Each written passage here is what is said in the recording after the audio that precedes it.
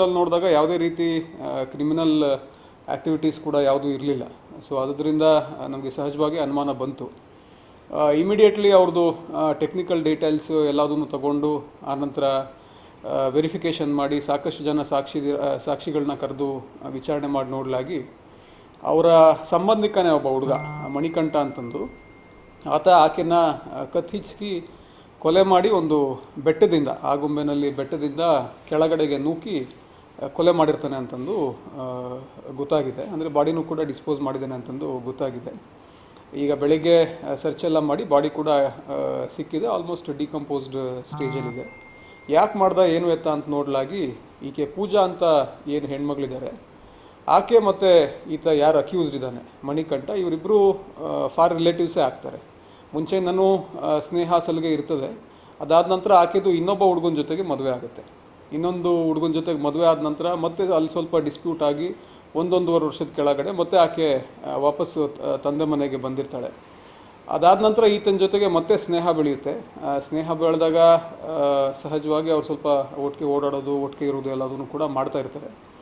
ಅದಾದಮೇಲೆ ಆಕೆಗೆ ಇನ್ನೊಬ್ಬ ಹುಡುಗನ ಸ್ನೇಹ ಕೂಡ ಬೆಳೆಯುತ್ತೆ ಅಂತ ಇವನು ಕ್ಲೈಮ್ ಮಾಡ್ತಾನೆ, ಯಾರು ಅಕ್ಯೂಸ್ಡು.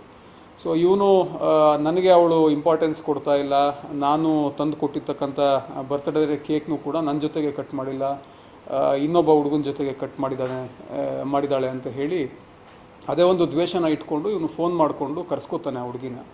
ಕರೆಸ್ಕೊಂಡು ಬೆಟ್ಟದ ಹತ್ರನೇ ಕರೆಸ್ಕೊಂಡು ಅಲ್ಲಿ ಕತ್ತನ್ನು ಹಿಸ್ಕಿ ಕೊಲೆ ಮಾಡಿರ್ತಾನೆ. ಕೊಲೆ ಮಾಡಿದ ನಂತರ ಬೆಟ್ಟದ ಮೇಲ್ಗಡೆ ಬಾಡಿ ತೊಗೊಂಡೋಗಿ ಅಲ್ಲಿ ಮೇಲ್ಗಡೆಯಿಂದ ಎಸ್ಬಿಟ್ಟಿರ್ತಾನೆ. ಸ್ವಲ್ಪ ದಿನದ ಕೆಳಗಡೆ ತಂದೆ ಮನೆಗೆ ಬಂದಿದ್ರು ಅಂತಂದು ಮಾಹಿತಿ ಇದೆ.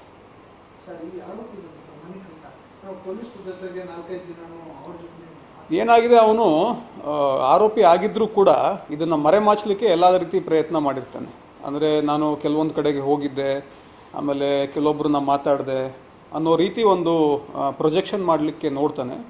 ಬಟ್ ನಮಗೆ ಸ್ವಲ್ಪ ಟೆಕ್ನಿಕಲ್ ಡೇಟಾ ಎಲ್ಲ ನೋಡಿದ್ಮೇಲೆ ಈತನ ಮೇಲೆ ಸಾಕಷ್ಟು ಅನುಮಾನ ಬರುತ್ತೆ.